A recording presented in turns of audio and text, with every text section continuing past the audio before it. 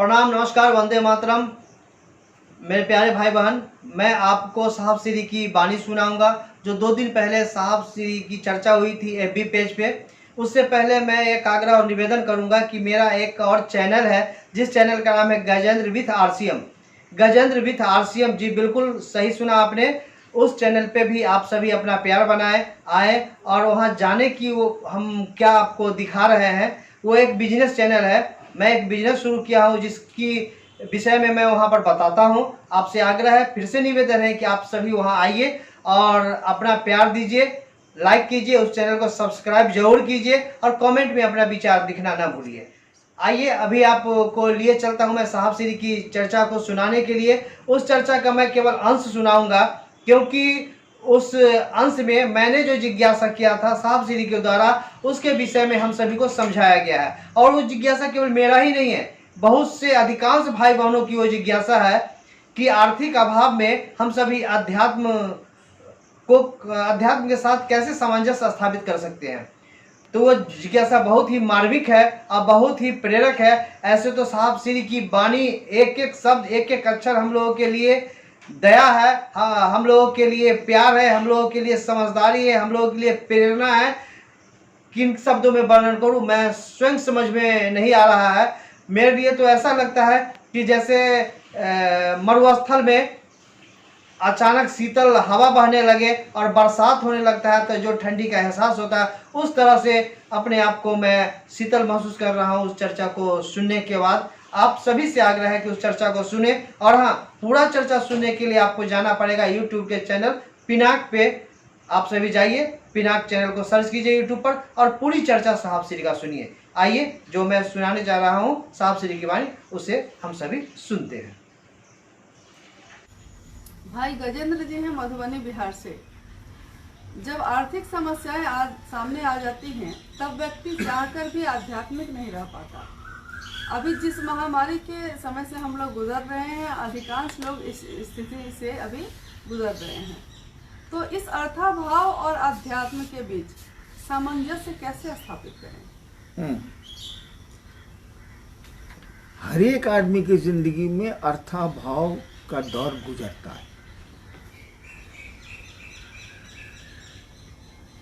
एक स्थिति आपकी उम्र में ऐसी आएगी कि जब आप कुछ करने लायक नहीं होंगे और बेटा लोग तो बाबू बम्बई या अमेरिका चला जाता है, बुढ़वा बैठा हुआ है, उसकी बीवी है तो ठीक है, नहीं तो बुढ़वा खो खो कर रहा है।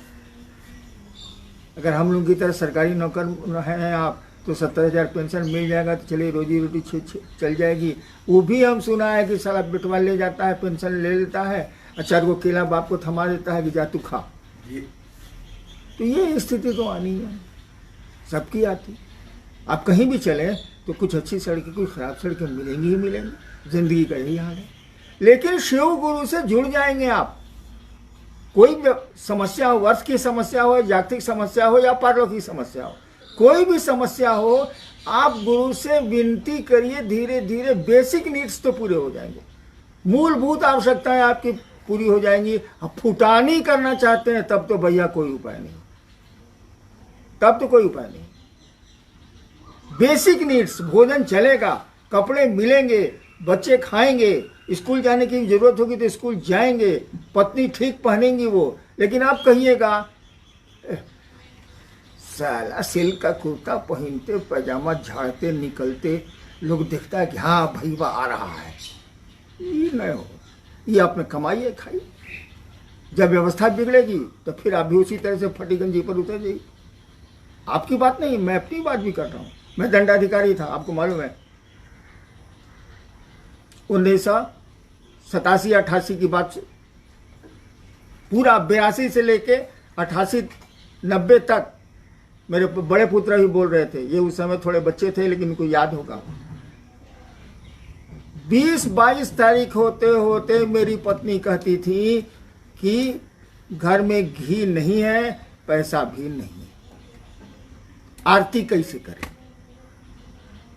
मैं कहता था अगरबत्ती से आरती करो और महीने के अंतिम 10-15 दिनों तक अगरबत्ती से ही आरती मेरे घरों में मेरी पत्नी करती थी। राज आज बड़े जमींदार की बेटी थी, एक मजिस्ट्रेट की बीवी थी, और अगरबत्ती से आरती होती थी, वो करती थी। महादेव भगवती की आरती वो करती थी। उन्हीं का सिलसिला आज तक चल रहा है। घरों मेरे घरों में आरती होती है।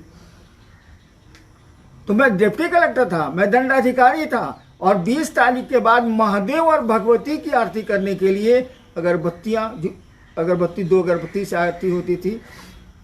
घी नहीं था, पैसे नहीं थे, तो अर्थभाव सबको होता।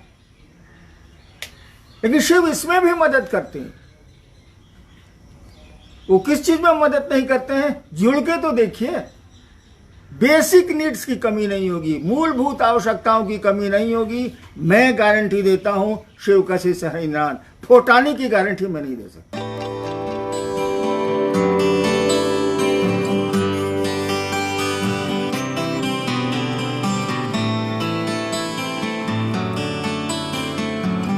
अभी आपने साहब श्री की चर्चा को सुना, और मेरा आग्रह भूल नहीं ना गए, मेरा आग्रह है कि मेरा एक नया चैनल है गजेंद्र विथ RCM, उस चैनल पे आइए और अपना प्यार दिखाइए।